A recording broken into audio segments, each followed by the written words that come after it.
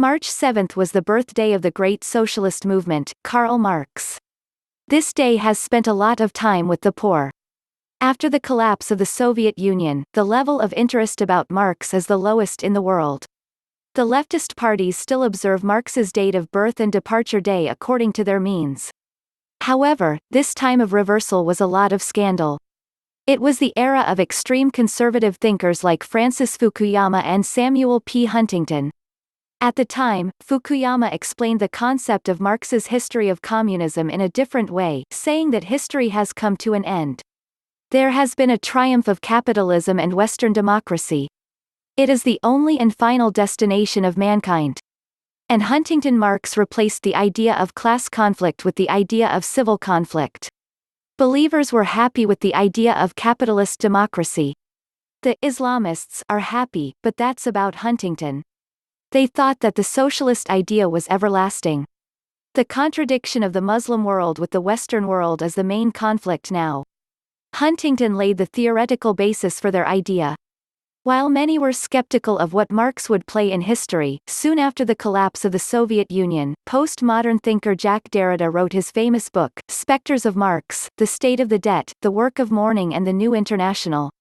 In this he asserted that after the fall of Berlin Walls and communism, Marx's spirit became more relevant in the world. It is important to note that the politics of Islamism does not reject capitalism, some seek to maintain it by using religious credentials. In contrast to the capitalist economy, Marx is an egalitarian democratic society by abolishing the state system, excluding all men and women, regardless of race, religion, caste. Wanted to build.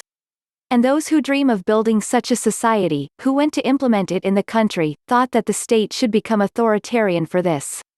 As a result, every state that took the initiative to implement Marx's dream became an authoritarian or a dictator. This requires an authoritarian economy. The levels of authority may vary, but the economy has to be controlled. And as long as there is no equality-based society, the state will take on the responsibility of controlling it. Looking at history, Marx's philosophy holds that the left and the Communist Party came to power in all countries, all establishing an authoritarian state. On the one hand, as the democratic rights and freedoms of the people are taken away, the economy is brought under the control of the state. The main aim of bringing this control was to guarantee the education, medical, housing and employment of all the people.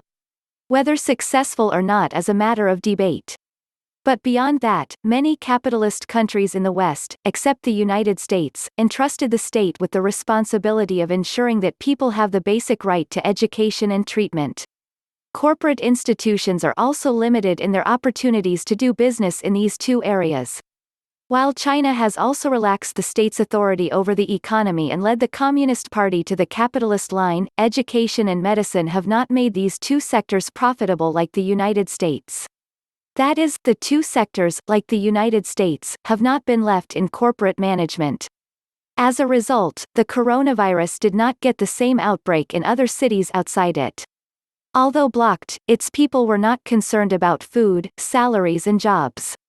Because the people there know that the responsibility of the state is guaranteed. They have nothing to worry about.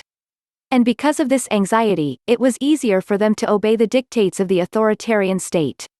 The role of the states of Western Europe, including Italy, Spain, Germany, was wait and see from the beginning. At the same time, because of the socialist public opinion and at least an erotic idea about Asia, it was a matter of speculation about their adoption of the model. As a result, infections spread rapidly throughout the country. As a result, all these countries are struggling to fight corona today. With Iran taking the time, the same situation has happened in Iran. China's neighbor, such as Western Europe or the US, did not waste time with the resurgent Russia. As a result, despite prolonged borders with China and close links to economic, commercial, military, and so on, corona's prevalence rate is relatively low. Former European socialist countries like Russia are also in a much better position than Western Europe as they can make quick decisions. But even though rival Russia can control the infection, the United States has plunged into confronting corona, the richest state in the unprecedented crisis that lacks adequate infrastructure to serve corona's patients. Not enough testing kit. The number of beds per hospital is 4 times more than that of the United States of America, while the population of the population is 4 times more than that of the United States. Last year, the U.S. military budget was $3 billion. This is more than the combined military spending of all the states around the world. The United States has spent huge amounts in the military sector and has been entrusted with the responsibility of the health sector to corporate entities. The health insurance companies in the country are held hostage. Human diseases, mourning, and diseases are the source of their profits. Today, the American people are sacrificing for the profit-based health sector and the government's utter disregard for it. As a result, the United States has to take that authoritarian step, even though it is initially hesitant to tackle the crisis.